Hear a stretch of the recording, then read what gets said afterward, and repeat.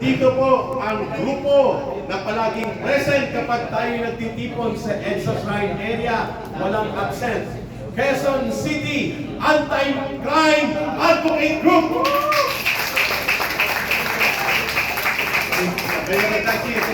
Ches, saan ka, Ches?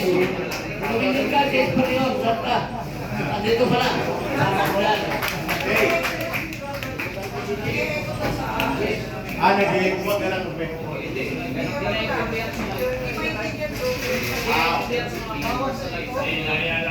Okay, hindi ko alam eh.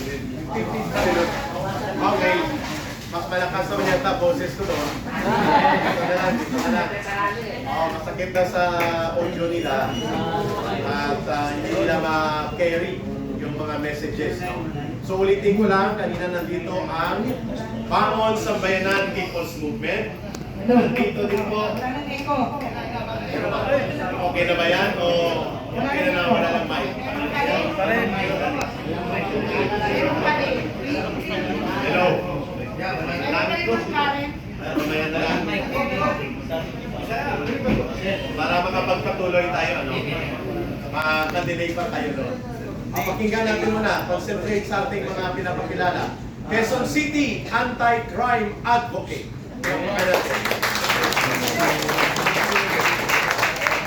At of course, nandito po ang Muslim Alliance of the Philippines.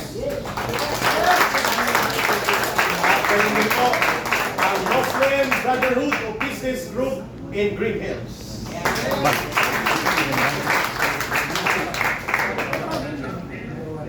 Nandito rin po kasama nila galing pa Davao, pero sumama. Muslim Alliance for Peace and Solidarity also. Grupo nila Go Brandy Gasparosman. Yes!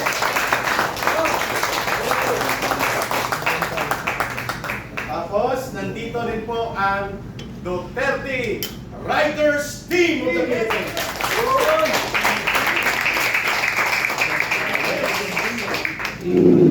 Representative from the Chinese-Filipino Community Group in Metro Manila. Palakpakan natin.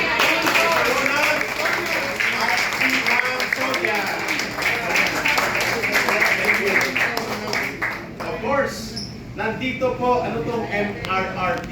Ang alam ko, PRRT.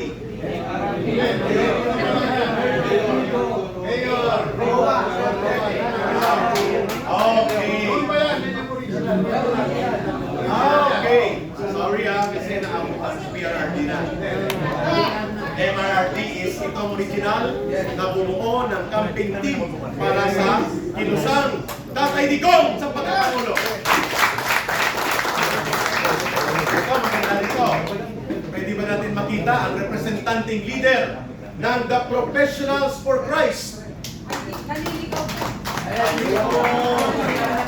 Ayan na ba? Kasi nga nakalagay doon Robinson's Circle, ang pinunta nila Galleria.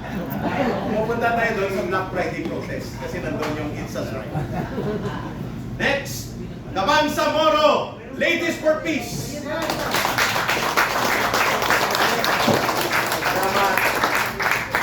Of course, nandito din po ang North Duterte pa rin kami.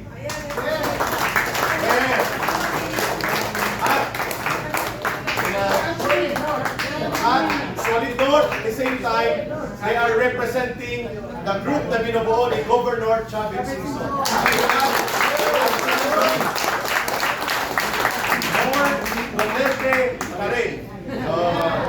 Pero sila din po ang solid group na nagbubuo ng core group ni Manong Gov Chavez Singson.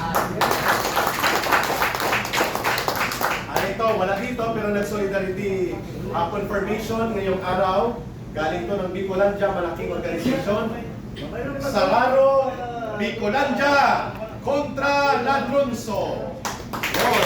Apat na organization ito coming from Bicol Region.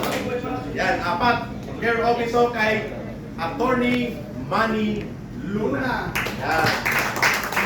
At nandito ang mga force multiplier para po sa pagreforma sa gobyerno may problemang nabubulok. Sarge Multiplier!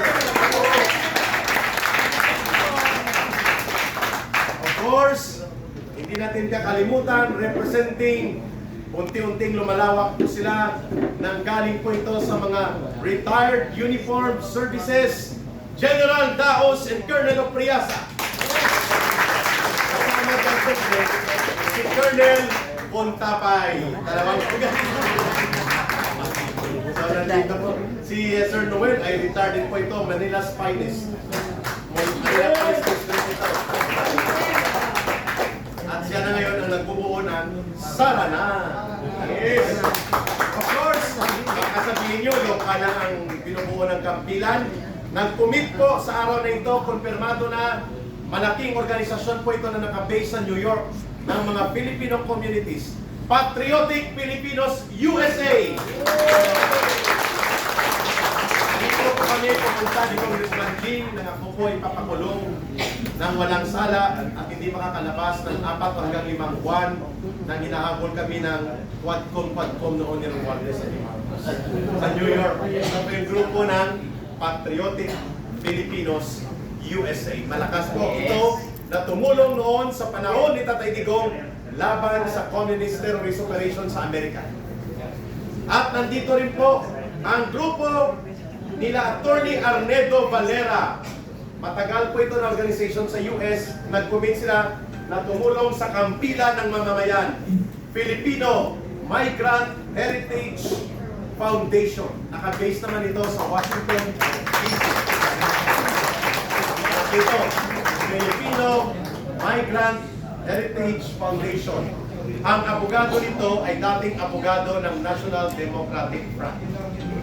Yon, pero ngayon ay tumulong ito nang si Tatay Digong ang naging presidente, tumulong siya para mabuo ang Migrant Filipino Associations and Communities sa Amerika. At sila ngayon ay tumatayo na kilalanin ang Kampilan. Ito pa, syempre hindi natin makakalimutan. Isa sa mga kinikilala, tinitingalang leader na matino ng ating Armed Forces of the Philippines, naging Chief of Staff, naging National Security Advisor sa panahon ni Tatay Digong, at naging susi kung bakit nagkaroon ng matatag na pagpapatupad ng National Task Force to End Local Communist Armed Conflict, si Secretary and General Hermojines Esquiron. Ang General ng Sambayanang Pilipino. Okay, nandito. Ang pangalan niya hindi ko makita. Wala dito. Ito siya. Okay. Ito isda. Isda sa dagat. Inday sa dagat advocate. Hindi po ito mga fish vendors, kundi ito ay tagapagtanggol ng karagatan, kalikasan. Si Sir Gerson po ito ang representante ay si Attorney Abel Pilato. Yun, thank you, Attorney Arnel. At of course, nandito din po, kanina nakita ko pero mukhang kumuha ng juice.